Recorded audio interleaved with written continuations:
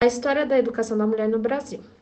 A presença da mulher na educação brasileira apresenta uma trajetória crescente no período colonial. Sua educação era no lar, voltada especificamente para as atividades domésticas. Somente em meados no século XIX, que a participação feminina iniciou-se timidamente, pois os colégios destinados à mulher eram particulares.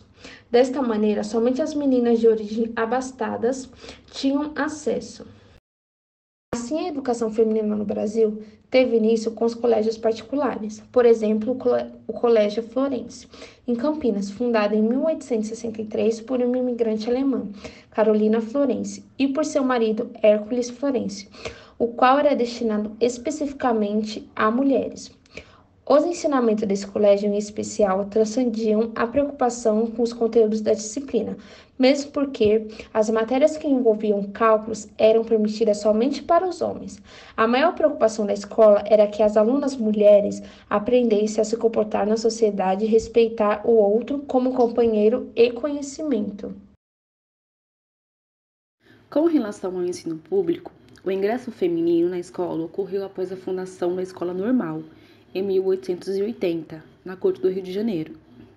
As professoras formadas pela Escola Normal, geralmente filhas dos fazendeiros, passaram a lecionar instrução primária, atualmente chamado de anos iniciais do ensino fundamental, às crianças e aos adolescentes do sexo feminino e das camadas populares. Com relação às províncias, somente após a reforma constitucional descentralizadora, que garantiu a gratuidade da instrução primária, tanto para meninos quanto para as meninas.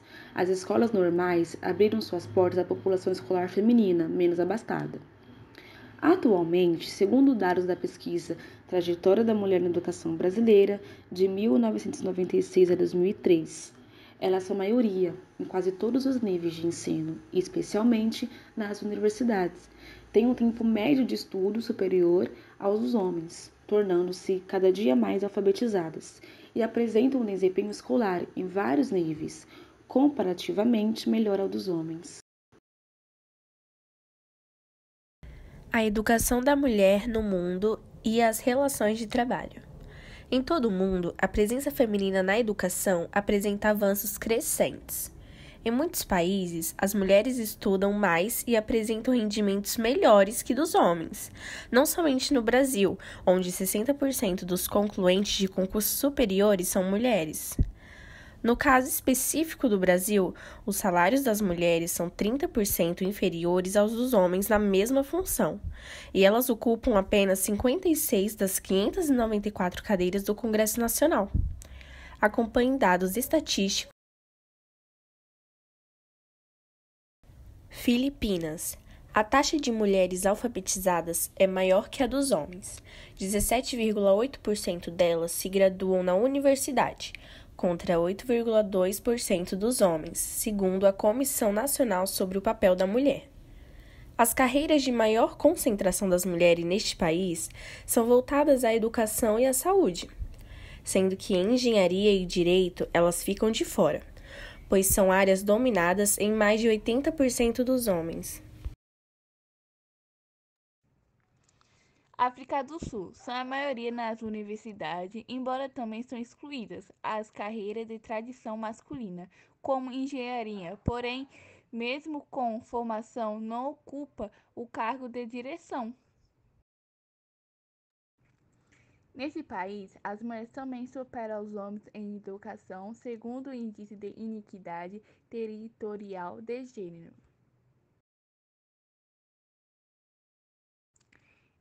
Em 2019, em qual foi considerado o analfabetismo aos anos de escolaridade e cobertura do ensino básico e médio.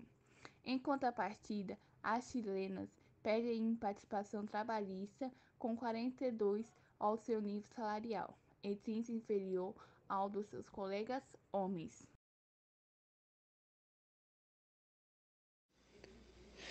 Nos Estados Unidos, segundo dados da Census Bureau, 9% das adultas jovens americanas têm mestrado, doutorado ou título de graduação, contra 6% dos homens. As mulheres são quase 6 em cada 10 detentores de títulos avançados, diz a pesquisa.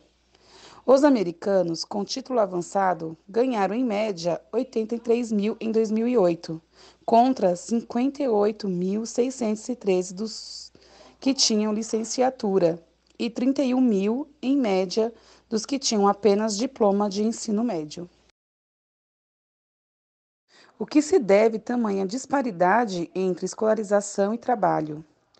Vúvia Rosenberg, pesquisadora da Fundação Carlos Chagas, ao lançar um olhar sobre a desigualdade de oportunidades de gênero, comenta: a educação sozinha não faz milagre, e enquanto não houver creche para todas as famílias, não haverá mudanças estruturais na participação feminina no mercado de trabalho.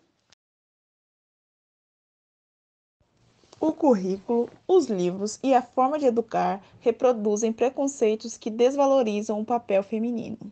Confinam o lar, os trabalhos e as carreiras pouco valorizadas, apontando como a causa da maioria das mulheres escolherem ciências humanas e os homens as áreas de exatas e tecnológicas. A escolaridade feminina progrediu rapidamente, mas as mudanças culturais são lentas e as institucionais ainda mais, disse Moena Wieser. Socióloga, fundadora da rede de educação popular entre mulheres da América Latina e do Caribe, a qual promove a campanha por uma educação não sexista há 29 anos, todo dia 21 de julho.